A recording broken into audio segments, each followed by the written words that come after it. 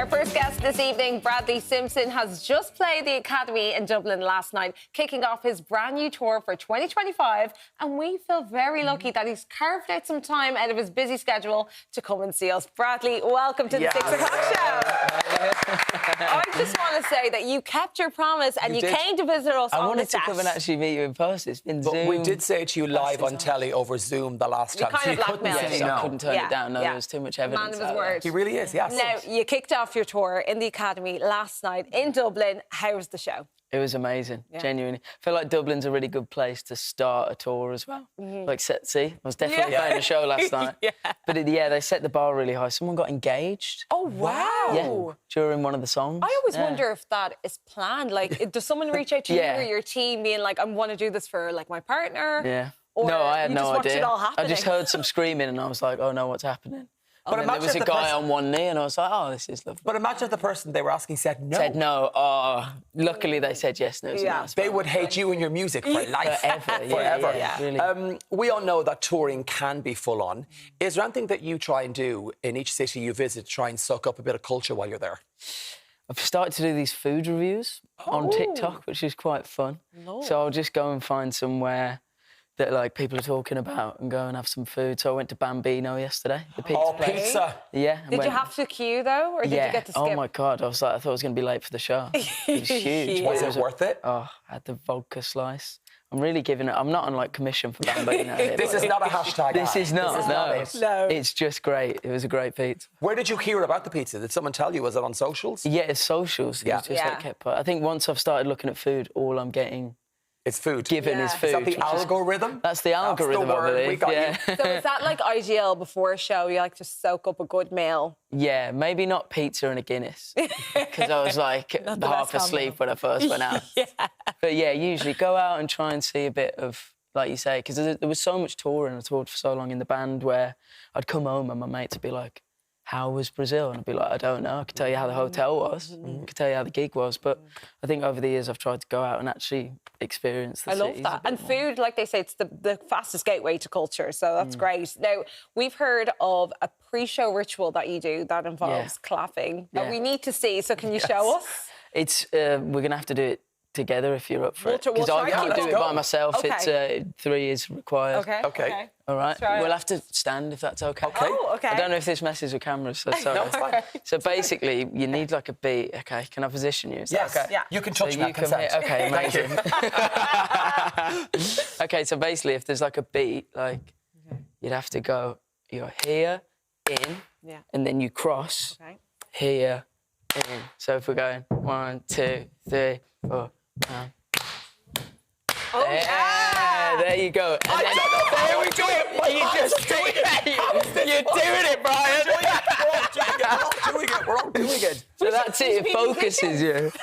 I don't know how I was doing that. I know. It kind of got faster as well as we were going. It really did. Back to business, back to chatting. We have to talk about your latest collaboration with Niamh Ella on the song Favourite Band. How did you guys start working together in the first place?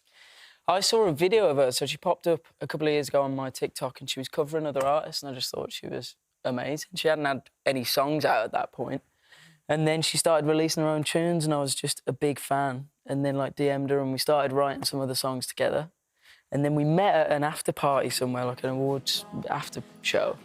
And then I was like, you should come in and do a second verse on this song. We should write on this song. And she was like 100%.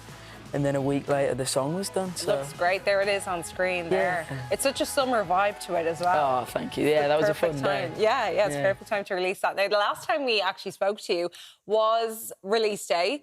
I think it was back in February for the Panic Years. What has the reaction been like since the release of the Panic Years?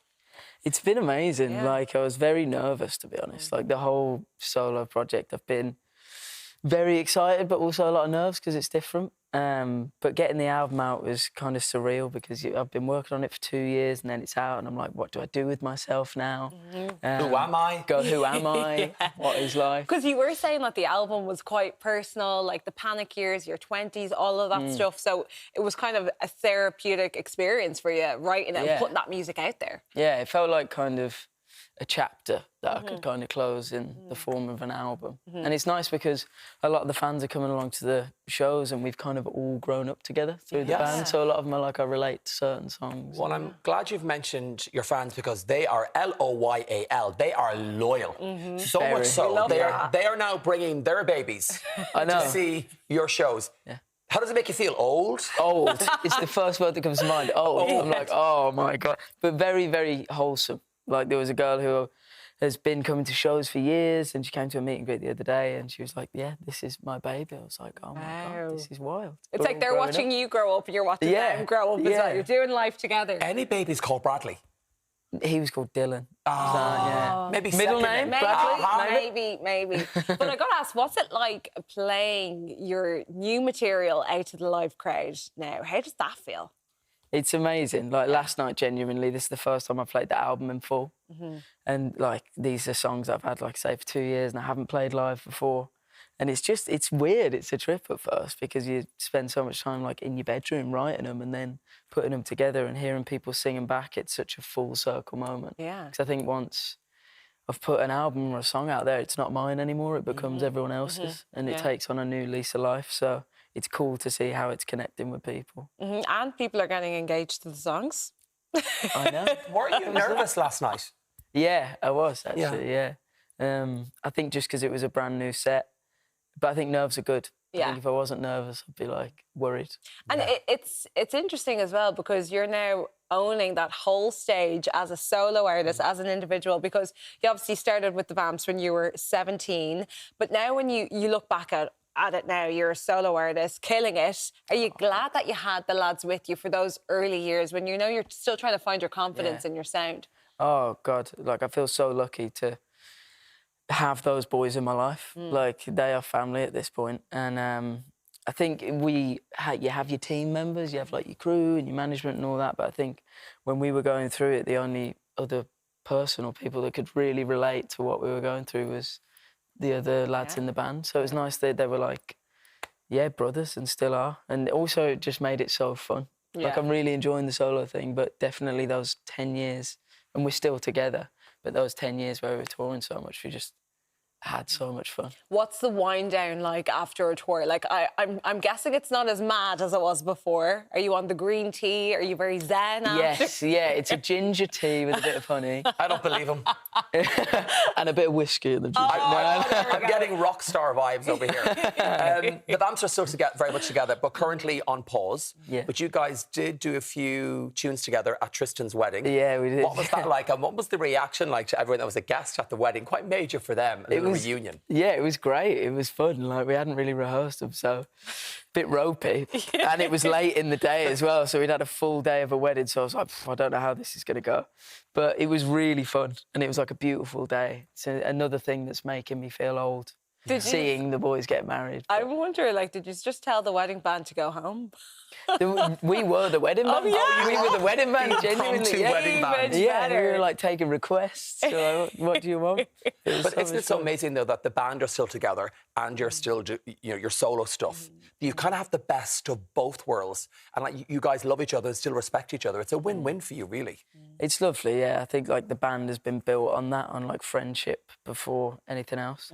And all the other boys have got, like, solo endeavours, James and Connor working on stuff. So I think it's really healthy, like, scarily healthy. We're all like, this is very healthy. This kind of feels nice. What's going on? What's going on here? It's not like that for bands all the time. No, like, you hear us separate buses and all that, and we've always got on really well and been really supportive of each other. Good, it's nice to hear that. It's nice, yeah. Now, back to the tour. I'm sure the boys will come see you on tour as well, because you're going everywhere with this tour. Is there any spot in particular that you're excited to perform? Dublin, I'm always excited to play, so it was nice to get that out of the way. Not out of the way, but, like, as the first one set off, it was, like, a really good start to the tour. And then I'm playing, like, my biggest solo show in London, which is Kentish Town Forum. And it's, like, we never played there, I've never been to a gig there, but I've heard it's a beautiful venue. So I'm really excited for that.